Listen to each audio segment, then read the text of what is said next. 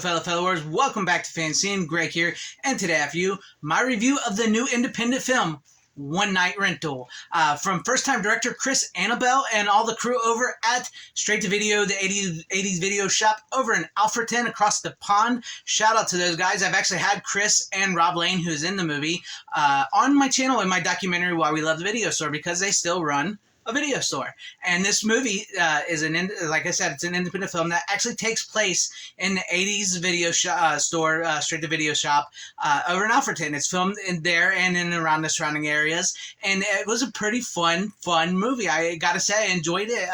For Chris's first time out as a director in his first film, it was good. I had a good time. It's a very reminiscent of like a 90s independent film, very much in the same vein as I want to say like Clerks or Waiting or Empire Records, and it's even got a feel of like a little bit of like Shaun of the Dead and Hot Fuzz to it too, which I dug those. But it's its own original thing.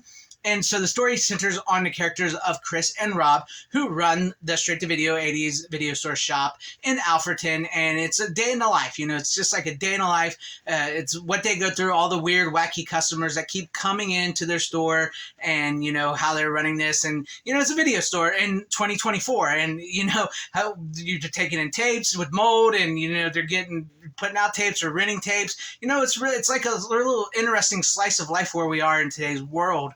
Because a lot of us, you know, we grew up on the video store and VHS and tapes and all that, and we have friends like that, and it's like you sit around and you talk movies and stuff, and so like basically they have that, and then they have a third friend named Vern, who's freaking hilarious. He's that friend that that likes all the movies we all hate, like Indiana Jones 4 and Attack of the Clones and stuff like that. But there's something about that guy that's just like, that's my dude. You know what I mean? There's something about the guy, and he's crazy in this movie. And then of course, where the story really picks up is the local mob boss, or whatever you want to call him, drops off some tapes at the store to get rid of, and turns out there's a little something on those tapes that can incriminate him and stuff, and Rob and Chris find themselves in a dire situation here, and I don't want to spoil too much here because I think the movie is awesome, and I think it was fun, and I enjoyed where it got to the third act of the movie. It took a turn that I did not expect. It became a little dark.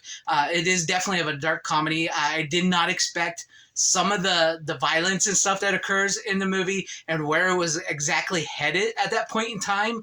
But I applaud them because that is some creative justice there, creative risk taking, I should say, that really paid off, and it really helped the movie. It helped because, you know, you can sort of get in a little right, like you're following the beat by beat, like these type, like I said, you know, like those 90s independent films where it's a group of people hanging out in the day in the life at like a store, a comic book store or something like that. You can kind of get in a rut, and you got to go, how do you make this a little different than those, but like sort of pay tribute to those. And I love that they sort of took a turn from what you would think. I mean, it got interesting. It definitely got interesting and caught me by surprise. And it just fun. The cast of characters, everybody, you know, that shows up and goes. It's just a fun time, good time at the movies. And yeah, I really thoroughly enjoyed this film. It is available to pre-order through 80s Video Shop. I will put a link in the description down below if you guys are interested, because it's going to be on DVD, Blu-ray, and I do think they actually have a VHS version of it coming down the lane. What really drew me to this movie, though, is the fact that I love me some VHS and stuff, and I love the video store, and as an American citizen, it always fascinates me that you know, our culture, our American culture has sort of spread across the world, and like over in Alfreton, a video store in Alfreton, 80s straight to video shop, whatever, they still got like Alf, they got Back to the Future, they got, you know, the WWF wrestling and stuff. A lot of that is essentially American, and how it's still predominant and made its impact on them, and how it's made an impact on us, and how we all still sort of look back on that and still sort of have these conversations. And movies like this are just like what we've been missing as a culture, I think, because we've become so inundated with big budget franchise movies, $300 million movies and stuff, that we've sort of lost that smaller independent type film. I mean, they're out there, but they're harder to find. But something like this comes along,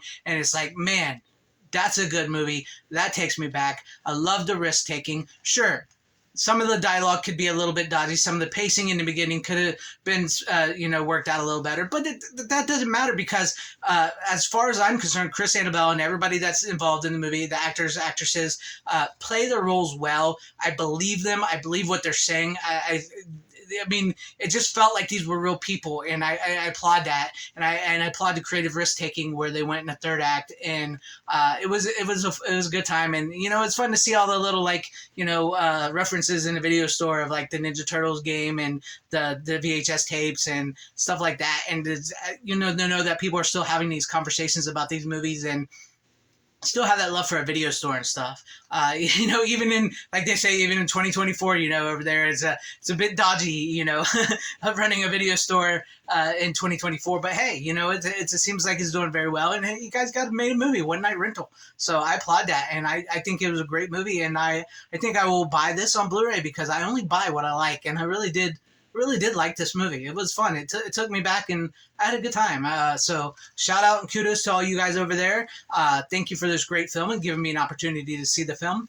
Appreciate that. And to everybody watching, let me know what you guys thought about this review, or if you're going to see this movie or anything in the comments section down below, because I really want to know what you guys think about all this, and if it's piqued your interest. Or if you liked what you saw here, maybe consider hitting that like button or subscribe and hit that bell for notifications. That would be awesome if I earned your guys' subscriptions, or possibly share the video out for everybody to see, or join and become a channel member, because that would help out my channel immensely. Thank you and shout out to all my channel members. I appreciate each and every one of you guys. Thank you guys for all your support being channel members here.